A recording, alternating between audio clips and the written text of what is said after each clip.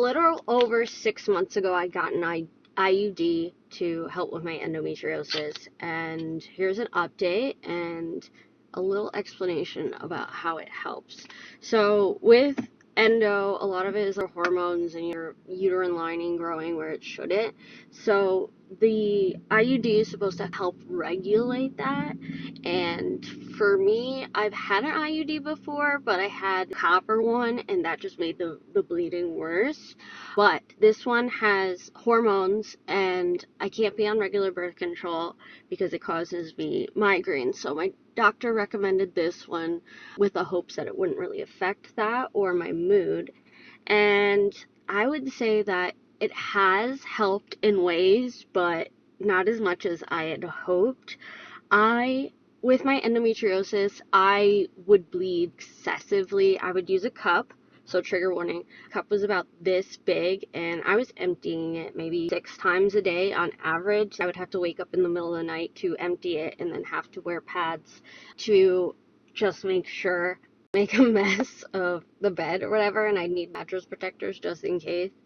And I have to say, in that regard, it helps significantly. I was at the point where I was severely anemic and I had to get the iron infusions for 8 weeks, something like that. And then for over a year, I had to be on iron every day. Now, have the cramps improved? Sometimes, but my body is still just like, I don't think it's very happy with the IUD either. And I still get a lot of cramps, and my period isn't regular. So I used to get it on the 3rd every single month. Now, sometimes I'll get it twice a month, but it's extremely light. So it'll last 3 days and mostly just spotting. But the cramps are honestly a bitch. To be honest, some days I'm just like, I need to get this freaking thing out of my body. But then I remember being anemic and all that other crap, so I have held off. And I think I'm going to hold off a few more months just to see if my body's just taking extra long to adjust to this.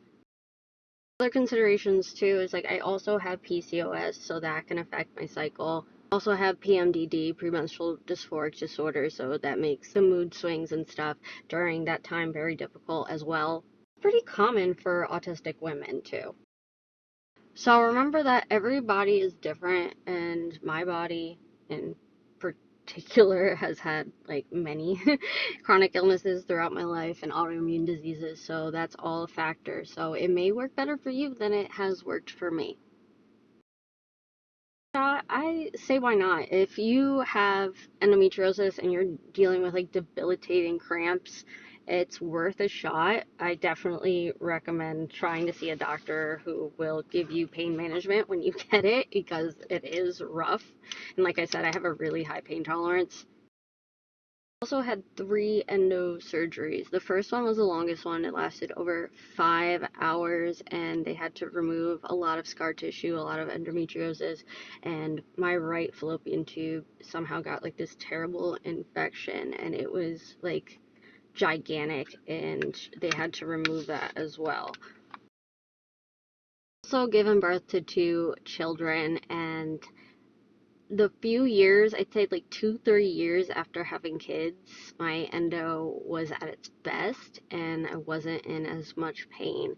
But after that, I think my hormones regulated and it came back full force. And so I ended up having 2 other surgeries since then, and my oldest is 9. And as of right now, I've decided not to have a hysterectomy just because I don't want to deal with the side effects of that, and that can like increase your risk of like heart problems and just like a whole bunch of other issues that I don't need. Not that anybody does, but it just wasn't worth it to me as of right now because it's not a cure for endometriosis, even though it can help with symptoms, especially if you have other things going on. This is a longer video than I meant to make, but I hope this helps. Point, it is what it is. I'm just trying to live life as well as I can, and I'm still like glued to my heating pad. It is my best friend. And I actually got this pink one that you can like plug into your car, so on the go now when I'm driving and I have like doctor's appointments over an hour away, I can just put it on my pelvis. That has been a game changer, especially with like the heated seats in my Subaru. Love it.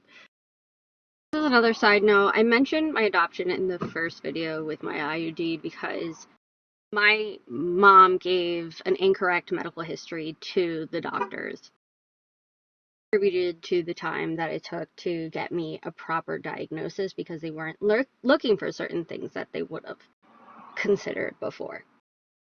And we also have to consider the fact that adoption and trauma and possible struggles that you go through also can influence your health.